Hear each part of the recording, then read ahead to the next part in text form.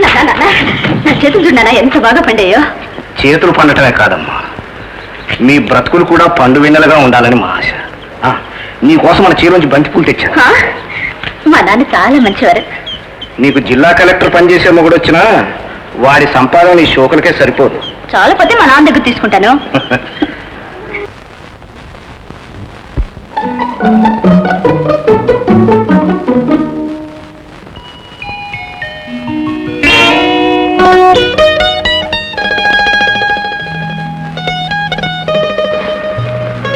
సాయంకాలం 6 గంటలకు సినిమాకి.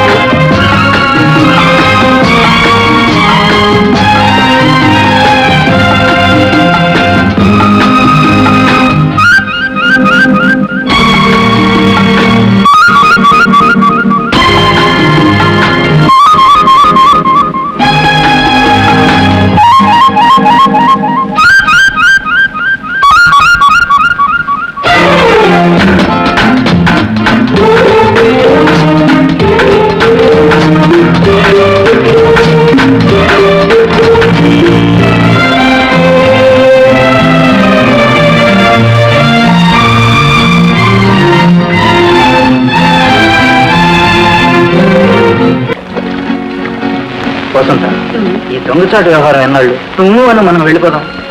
అమ్మ బాబాయ్, పెళ్లి కాకుండానే? పెళ్ళా? నీకు పెళ్లి కావాలంటే ముందు మీ అక్కకి మొగుడు దొరకాలి. మీ అమ్మకి నాన్నకి నచ్చేవాడు ఈ జన్మలో దొరకడు. మనం వెళ్ళిపోదాం. ఇంకేమన్నా ఉందా? తెచ్చిపోవడమే. లోకం ఏమనుకుంటుంది? అప్పుడు 4 రోజులు ఏదో అవుతారు, ఆ తర్వాత అంతా మర్చిపోతారు. ఏమంటావు? నాకేదో భయంగా ఉంది బాబు. భయం లేదు, ఏం లేదు. నేను రెడీగా ఉంటాను, వచ్చేయి. రాకపోయావో నీకు నాకు కట్, అంతే.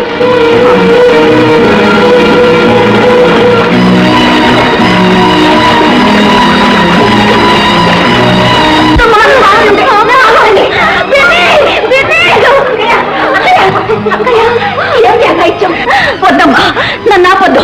నా కూతురు ఎవరితోనూ లేచిపోయిందంటే ఇంక నేను బతకడం ఎందుకు? ఇంక నా పిల్లలకు పెళ్లిళ్ళు అవుతాయా? ఈ అవమానాన్ని చూస్తూ మోస్తూ బతకడం కంటే చావడమే మేలు. నన్ను చావని తల్లి, నన్ను చావని.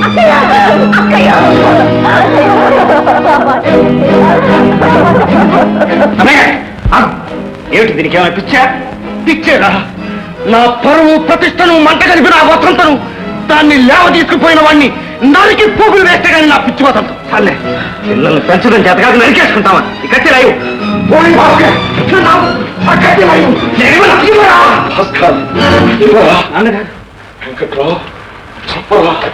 చంపు, వాళ్ళనే కాదురా, ముందు నన్ను చంపు. ఈ ఇంటిని రెంటిగా చీల్చిన మీ వంటి బిడ్డల్ని కదా నన్ను చంపు. లోకులనుకునే మాటలతో ఈ అవమానాలు భరించలేక కుళ్ళి చావక ముందే నన్ను చంపి, తర్వాత ఇంటిలో పాతిని చంపి, ఆఖరికి నువ్వు చావా.